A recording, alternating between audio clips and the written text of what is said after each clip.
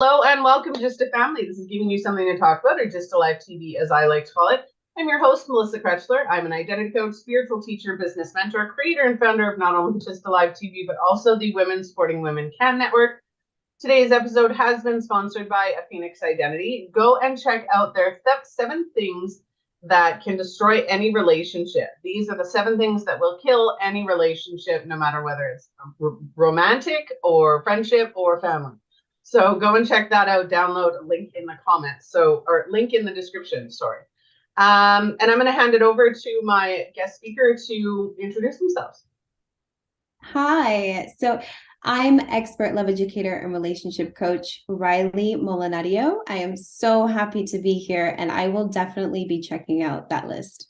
It's an interesting one. I'm not going to lie. It is absolutely interesting. I'm going to pull it up while we're talking, kind of do the opposite of what they are, because for me those are what it is. So I guess I haven't specified the title today. So we are talking about what makes a relationship thrive, or what creates, like, what are the foundations of a thriving relationship. So as a relationship expert, what do you think your top ones are? What are your favorite ones to discuss, or that people might not think about When it comes to what creates a thriving relationship? Yes. So I basically describe it in 3 steps. I love numbers. I like things that are simple and easy to understand. So basically, we create a thriving relationship in 3 steps. The first is to create a common vision. It's to have an agreed upon set of values, boundaries, expectations, and goals in the relationship. Are you and your partner compatible? Do you have the same non-negotiables? This is really the sort of nucleus of the entire operation. This is the starting point, and what I call the first step, or the foundation. Then we want to be able to master relationship intelligence. Relationship intelligence is the ability to navigate your relationship successfully. As the love educator, I have to say that love is simply not enough. Love is not going to give you a thriving relationship, because love is simply a deep feeling of affection for someone. Love is what gets you in the door, and relationship intelligence is what carries you through the end. So relationship intelligence includes all of the stuff. It's all of the tools and techniques that allow us to go through the day-to-day, week-to-week, year-to-year in a successful way. It's things like compassion, communication, interdependence. It's all of the things that we need to be successful. The third step is to cultivate joy. It's how do you show and spend and enjoy quality time? How do you invest in intimacy, the physical, sexual, emotional, spiritual intimacy with you and your partner? So when we are going through these 3 steps, one of the most important things is to do them in order. A lot of times we try to skip to the joy, right? We get into a relationship, we love someone, and then we just want to have a lot of fun with them, but we miss step 1 and step 2. And the second important thing is to understand exactly what these things look like and how to implement them in your relationship. Absolutely. I love that. So I do a little bit of couples coaching on my other one end of my business. In that, I wrote a book a few years ago. I wrote a book called On My Way to Us, and it really detailed out, story about my cats. I had to leave my door open. For anybody watching, I had to leave my door open because my dog is not happy today with me being in my office. And of course, I never have my office door open. So now the cats are like, ooh, mom's free. So I'm just going to get him out and shut the door. Sorry. All right. Sorry about that. So when I wrote this book, it was really about what I wanted to create. It was all my past relationships, how those relationships, taught me something that I needed to know going into my marriage now. Now, I've been married 13 years. I do not have a perfect marriage. There is no perfect marriage. There is no perfect relationship. Perfection is a myth. Has it been hard work? Absolutely. Has there been times where both of us have thought, oh, well, is this so right for us still, or no? There's always going to be those questions.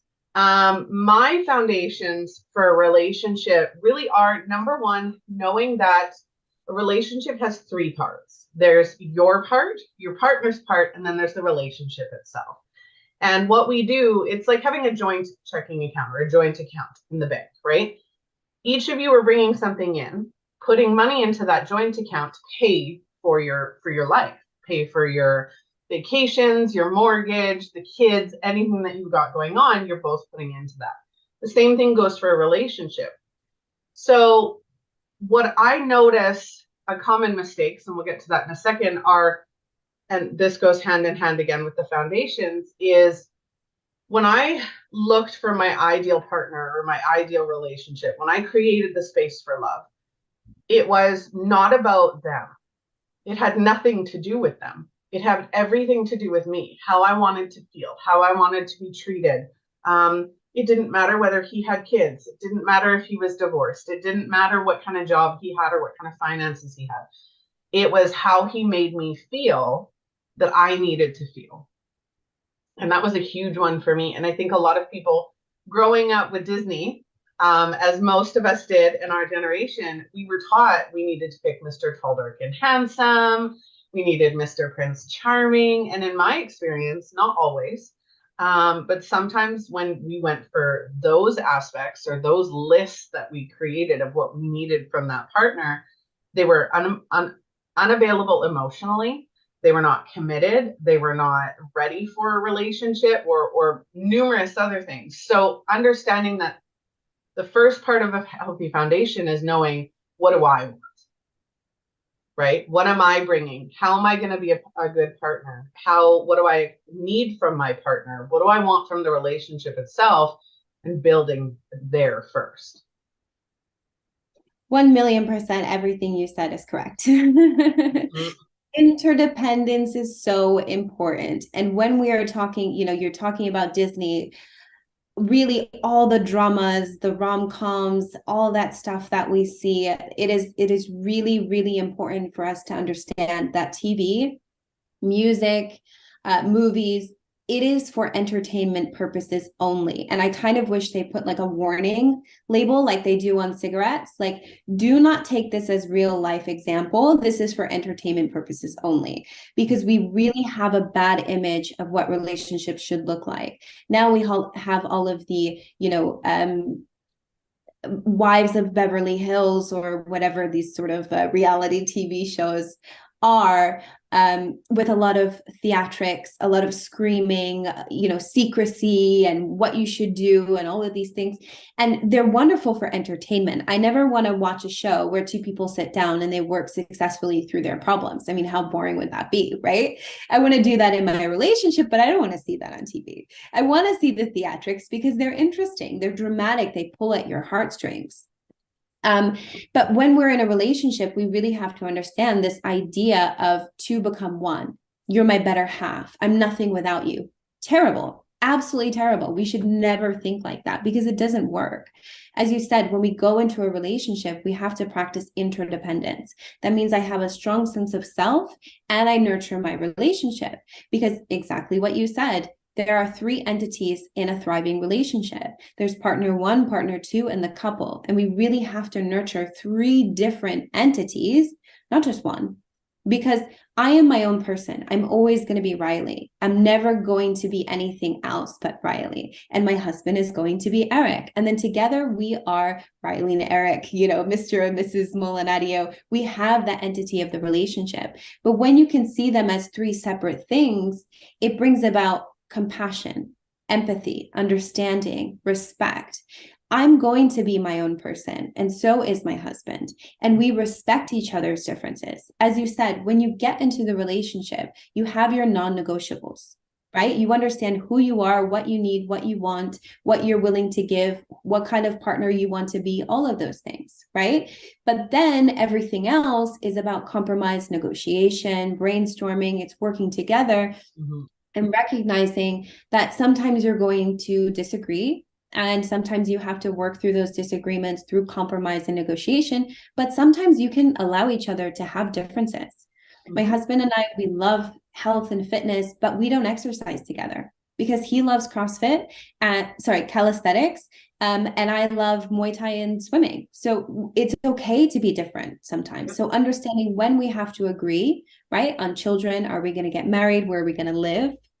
And sometimes we don't have to agree, you know? So really being able to balance interdependence is really a skill that power couples master. And it is such a freeing and beautiful thing to have. Yep.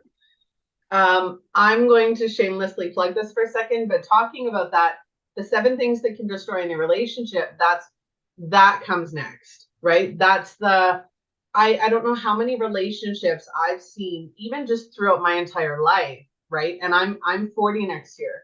So in the 40 years that I've been alive, the amount of relationships that I've seen that have failed by miscommunication, by the little things that I talk about in the 7 things that can destroy any relationship is staggering. And one of those things, like you said, it's okay to disagree. It's also okay to get mad at each other. I'm mad at my husband right now. I am totally cheesed with my husband right now.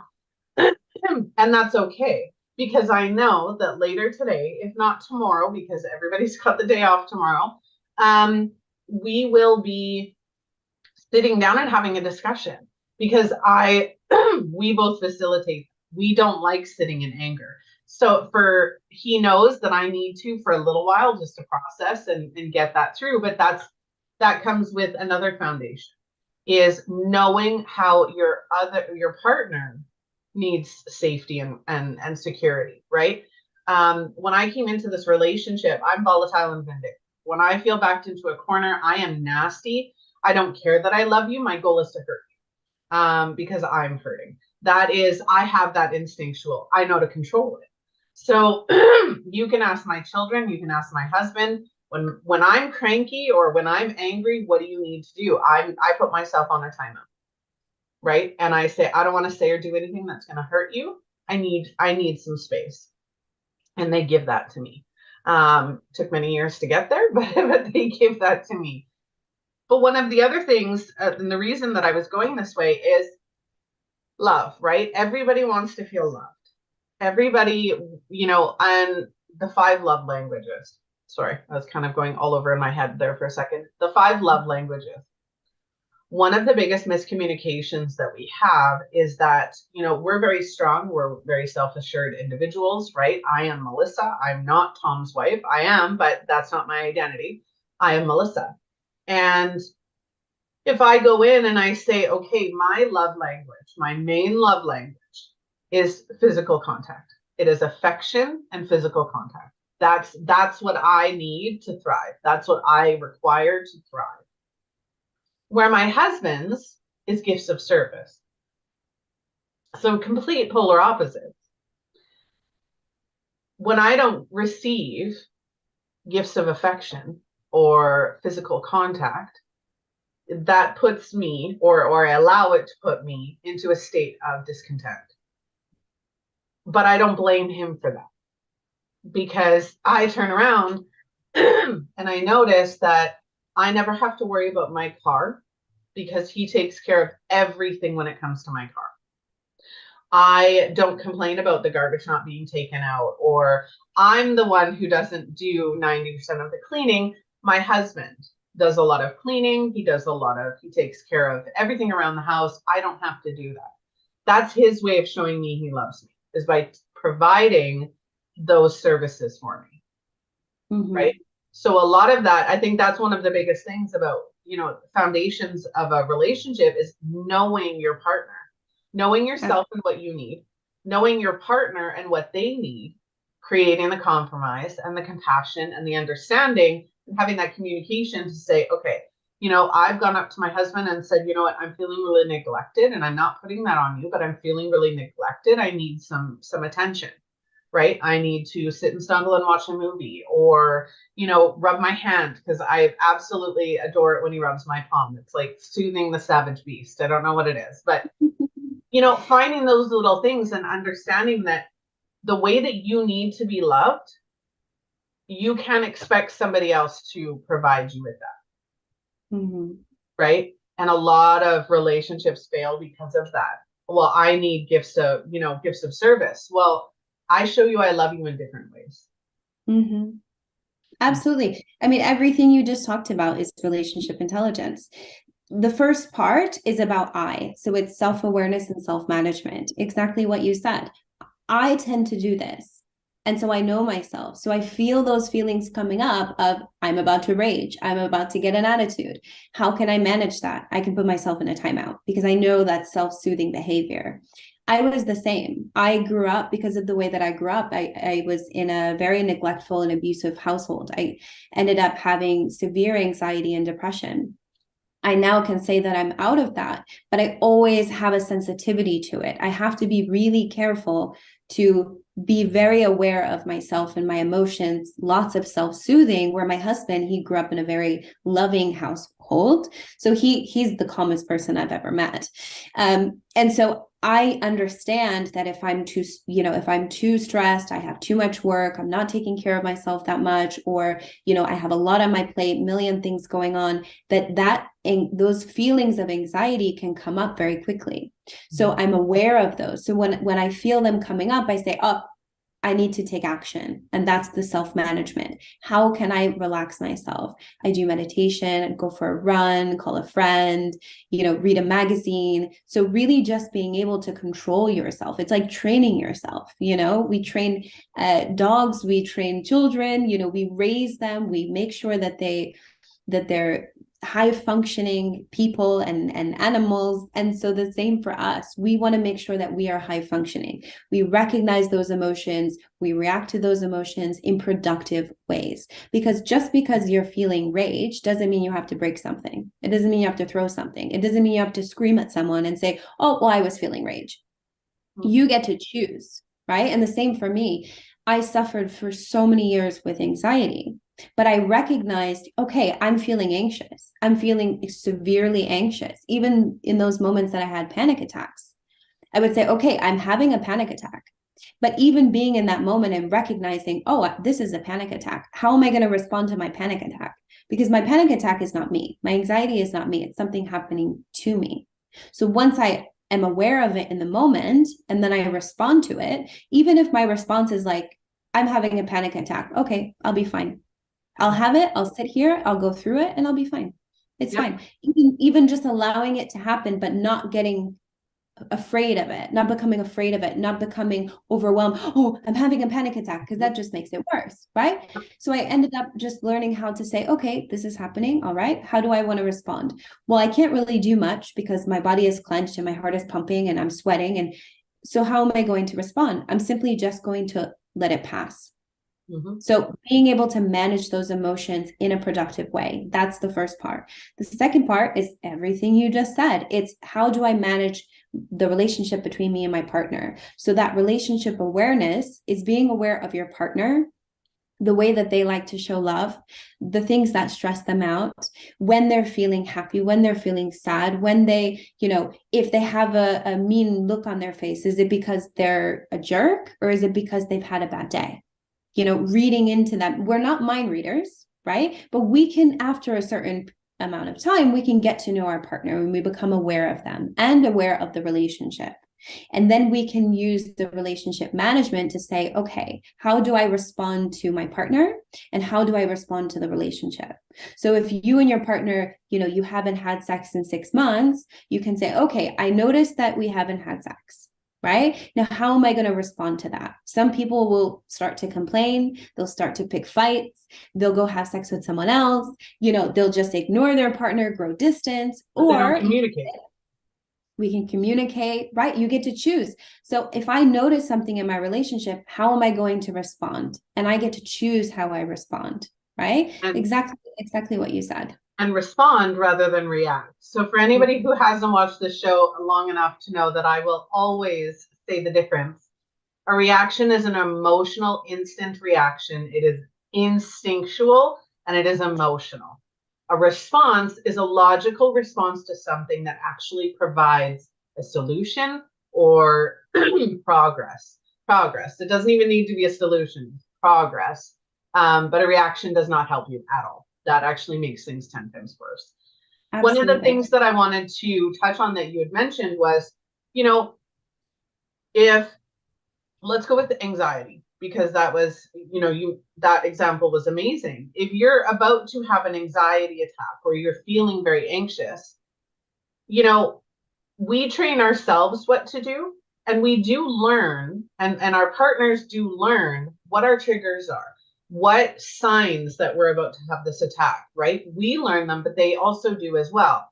One of the things I wanted to mention though is communication around that, right? Literally, you ask any of my immediate family, what do you do when mom's really angry? And every single one of them, leave her alone. Leave her alone to deal with it. They know. So they provide me what I need because I've taught them that. I've told them that. A lack of communication or relationship management is not telling somebody that and then getting angry, like the no sex for 6 months. That's another huge one, right? If you don't tell somebody that their behavior or that their lack of behavior is impacting you, then they don't know that.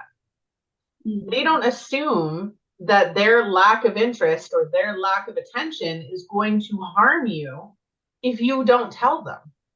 Mm-hmm. Right? So healthy communication, that's a huge foundation, right? Is communicate what you need, communicate what doesn't work for you, what you're feeling, how to help you or assist you through something that may be going on with you. Absolutely. And, I hear so many times people say, well, I'm a great communicator, but my partner isn't. And I say, hold on a second. Are you a great communicator with yourself? Because communication is a two-way street. So we need someone to communicate with. So you can say, I'm a great speaker, I'm a great listener. But when we're talking about communication, it's that third entity, it's the couple. So as a couple, do you have effective communication or do you not? It takes two to tango because it's a back and forth. And so a lot of times we just don't know what effective communication looks like. We don't know how it works. And so I explain to people when we're trying to have a conversation, and it's always more difficult when it's something sensitive, right? Mm-hmm. And so we have to understand that there's two jobs and we have to choose one at a time, because we always try to both be the speaker, right? It's like you're trying to explain something to me and I say, but no, I didn't. But why would you say that? Because our attention spans are very, very short. We have about 10 seconds when we start to get that excitement of listening before we start to think about what we want to say next and before we start to interject. So we really have to say, am I the speaker or am I the listener? And if I'm the speaker, as you said, being comfortable, feeling that there's a safe space, that you can express yourself honestly, that you can express yourself openly, and you can express yourself in a way that your partner can understand, right? And as the listener, which is the harder of the two jobs, because no one wants to be the listener, it's practicing that active listening with the intent to understand. And a lot of times when we don't hear what we want to hear, when our partner is saying something we don't agree with, we completely shut off. It's like, I can't hear you anymore, right? And so continuing to listen with the intent to understand. That is the job of the listener, simply to understand. And people say all the time, I don't understand you. I don't understand why you would do that. You don't understand me. You don't understand what I'm saying. What does it mean to understand?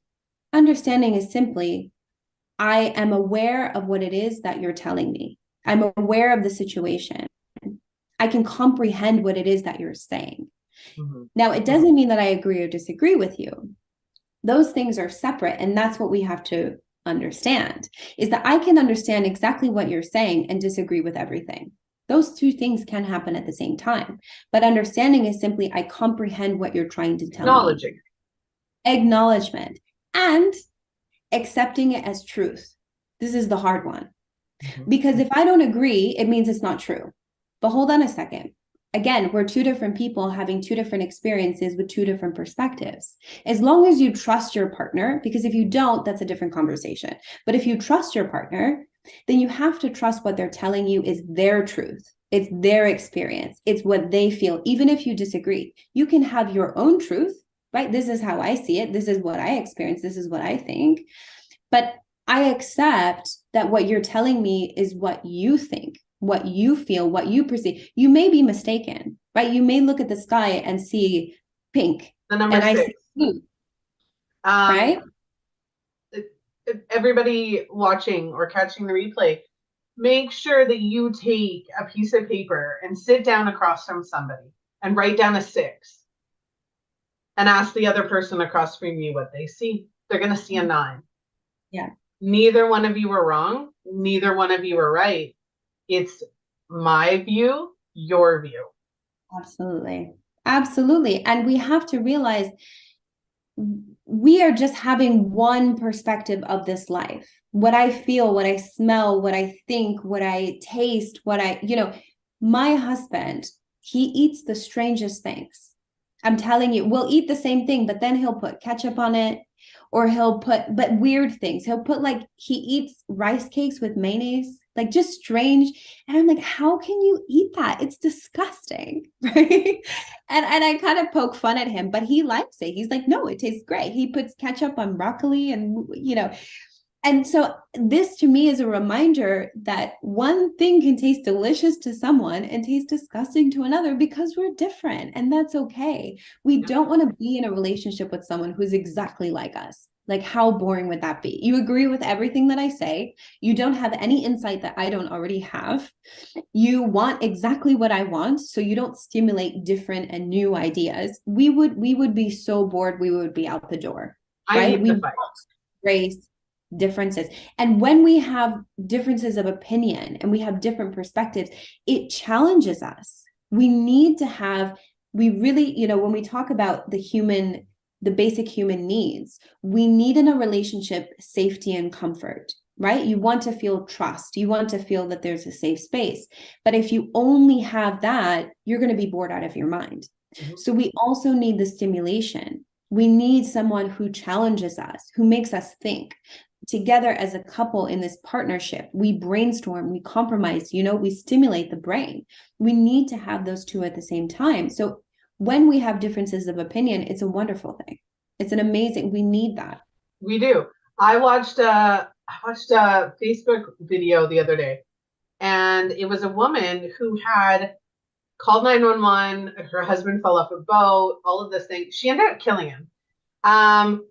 And what it was is that she had fraudulently stolen, embezzled a ton of money to support her children, who were adults.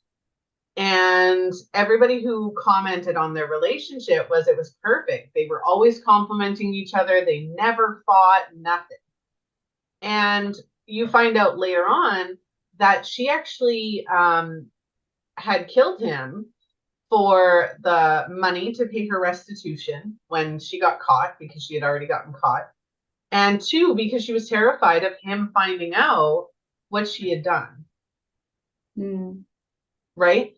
So it's, I think we need to experience every level of a relationship to create that security, right? When you have your first fight or first argument and you're able to work through that, that strengthens that relationship, right? My husband and I, our first year together was filled, filled with traumas. Um, there was suicide. There was, like, we had a lot of things go on within the first year of our marriage, and it was very heavy and very, very overwhelming. But we went through it, right? And this 13 years later, we're almost at 14 years married. So we've had that experience. You mentioned listening, and that is one of my relationship killers, is not listening. But there are 3 ways we listen. And we listen. If you're listening and you're just nodding your head going, yeah, yeah, yeah, because you want to make the other person feel like you're actually listening, but you're not. That's the first style of listening. The second style of listening is sitting there and while the other person's talking, you're thinking about your responses, right? Your reaction and your responses. You're not actually listening to what they're saying. You're listening to what they're saying to cultivate your response or your defense. The third part is listening without judgment. That is purely listening to the other person talk, checking their emotions, checking what they're actually saying and saying, oh, I never thought of it that way. You don't have to agree. But again, like Riley said, you need to understand, right? You need to acknowledge that other person has a belief that's different than yours or has a valid claim on how they're feeling. Mm-hmm. Right? And you don't need to take offense to that. If I turned to Riley and said, Riley, you said this and it really bugged me, right? You don't have to take that as me going, it's all your fault. Mm-hmm. It's, oh, hey, I never realized that. I never knew that phrase bugged you, or I never knew that word bugged you, right? Like you bugging your husband about the mayo on rice cakes, right?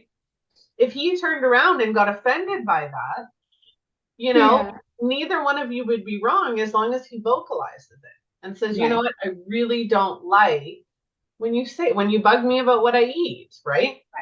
Absolutely. And that's when we have a starting point. So this is how we start to have an easier relationship. When we start with understanding, we can then go to the next step of brainstorming, compromise, and negotiation. Because if we don't even understand, nothing's going to happen. Nothing can come if I don't even know what you're saying and you don't even know what I'm feeling, right? Nothing can come from that. But at least if we have a starting point of this is what I feel, this is what I think, this is what I feel, this is what I think, we both have clarity. Then we start to go through brainstorming, compromise, and negotiation, which is, for example, if Eric got offended and said, Riley, I really don't like when you make fun of the things that I eat. It really bothers me. It makes me feel bad. It makes me feel like I'm weird or something like that. Then we can say, so I can say, well, I'm only joking. I'm just poking fun, right? That's my perspective. And his perspective is, regardless of whether you're poking fun, I feel uncomfortable. We both understand, right? So what do we do after that? We decide what we're going to do from there. So I can say, well, I have the right to say what I want, which is true. And I'm going to continue because it makes me feel good to poke fun of you. I could say that, right? And he can continue to feel bad. But as a person who loves him, I have to ask myself, is that joke worth making my partner feel bad? I get to choose, right? And in that moment, if I'm showing compassion and respect and all of those things, I realize, well, there's many other things I can joke about. Why not make a joke that we can both laugh at? And I've had this question come up so many times with clients where often it's women, because I have the first contact with women, and they'll ask me, my partner makes jokes about me, about my weight, the way that I dress, the things that I do, and it makes me feel really uncomfortable. Am I overreacting? And I go through that exact example. If you express to your partner that makes you feel uncomfortable, right? And really they're laughing by themselves, it's really important for them to ask themselves, is this joke where I'm laughing by myself, right? Is that worth my partner feeling bad? Even if I think it's funny, even if it's not a big deal to me, because there's other options. I can make that joke when I'm by myself, right? And laugh by myself, since I'm laughing by myself anyway. Or I can find things that we can both laugh about, things that we both find funny. So this is when we start to do the compromise, the brainstorming. We think we can write lists, we can figure things. It's like a puzzle, right? And we start to balance compassion and respect and freedom, because again, I have the freedom to say whatever it is that I want. But is that a moment where I want to express that freedom, or do I want to express compassion? I don't know. What's important to me in that moment. So that's when we start to move and groove and start to figure out. And at the end of the day, when you love your partner, both of you will make the right choice. You will both make the right choice. You will find that way. When you're not thinking about, I want to be right, my partner is wrong, I want to win, they have to give me something in order for me to win. When you think about the values of the relationship and your values and their compassion, respect, understanding, connection, you will find that 99% of the time you're actually on the same page. Yeah. I think freedom of speech, one of the things I wanted to mention, freedom of speech is um, beneficial in a lot of ways. No doubt about that. But when it comes to a situation like that, I think freedom of speech becomes I'm not going to say a cop out, but at the same time, right? Even if it's not a romantic relationship that we're talking about, even if it's not something of hey, I love you, it's a respect thing, right?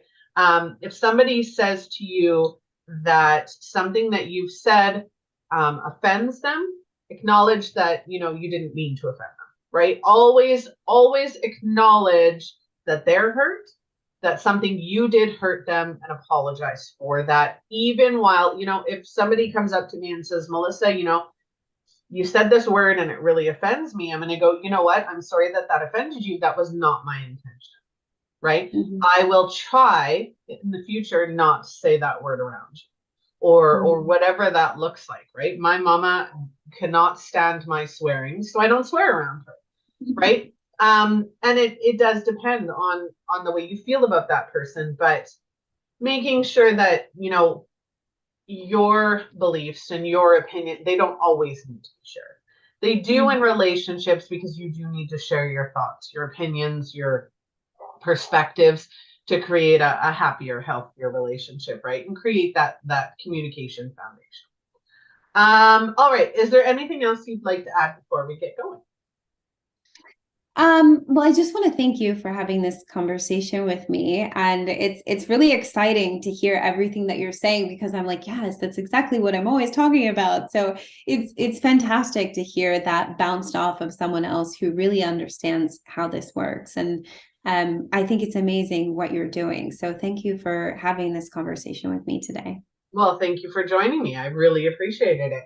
And it is nice to know that we're not the only people trying to change the way that relationships work, the way that, our identities are, we all need to find people who understand or even will listen to what we have to say. And even if it makes a difference for one person or one couple, that matters. So that's what the show is all about, is giving people something to talk about, right? Giving you something to talk about. That's the title. So all right. Thank you again, Riley, for joining me today. I hope you had a wonderful time. And if anybody watching would like to get a hold of either myself or Riley, you can do so. Our links are in the description of this episode. So go and check her out.